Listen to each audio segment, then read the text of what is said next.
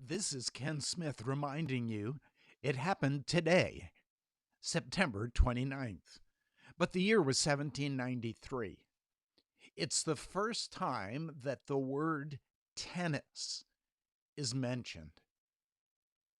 It was in an English sporting magazine, 1793. It was on this day that the American oil tycoon John D. Rockefeller becomes the world's first billionaire, 1916.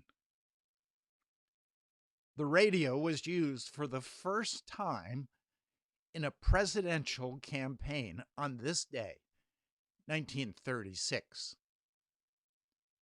Roy Rogers and Dale Evans debuted their television show on ABC on this day, 1962. JFK authorized the use of troops, federal troops, to integrate the University of Mississippi on this day, 1962. The Chevrolet Camaro, the muscle car, was introduced 1966. There was a cyclone in the Bay of Bengal, India. 10,000 people were killed, 1971.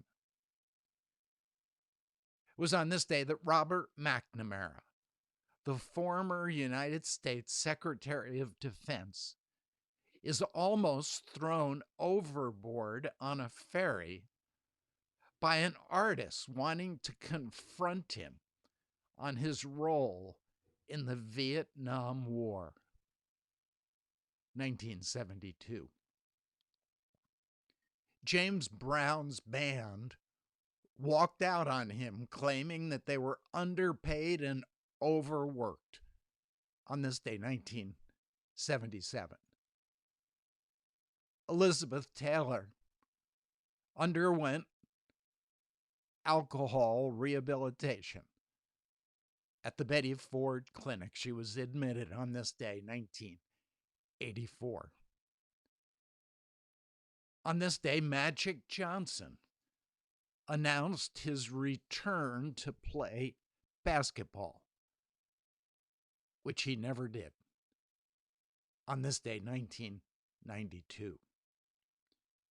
The first phase of the O.J. Simpson murder trial, selection of jury, was on this day, 1994.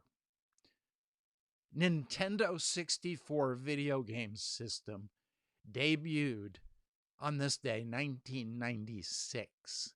There was an 8.0 magnitude earthquake near the Samoan Islands that caused a tsunami on this day, 2009.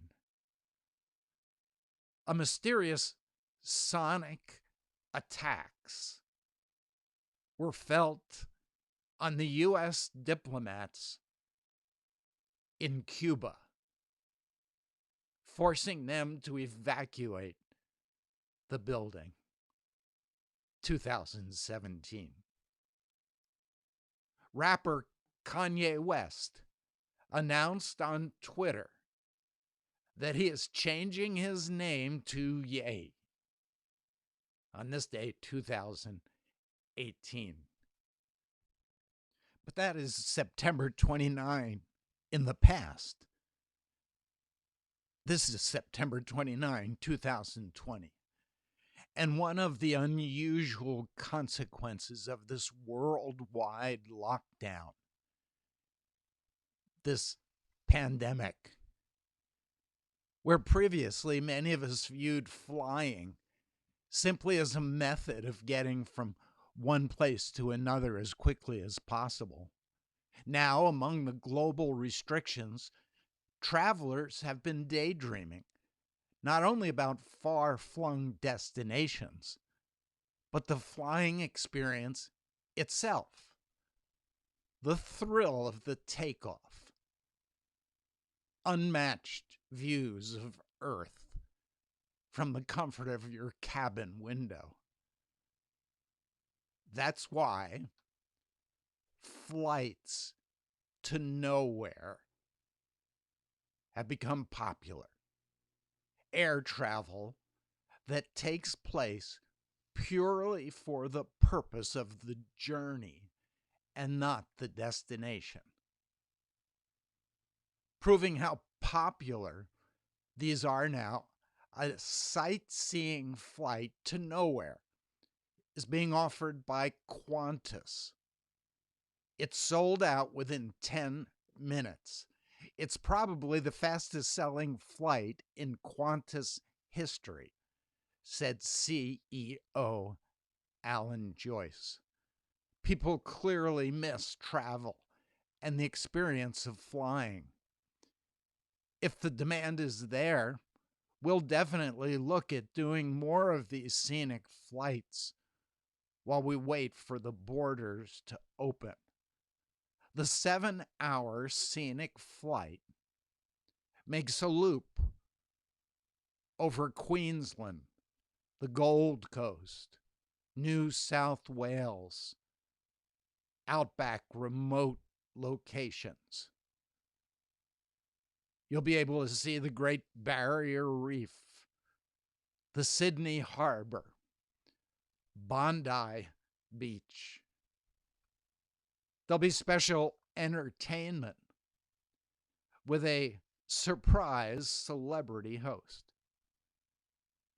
It's called the Qantas Boeing 787 Dreamliner, which previously was reserved for intercontinental journeys.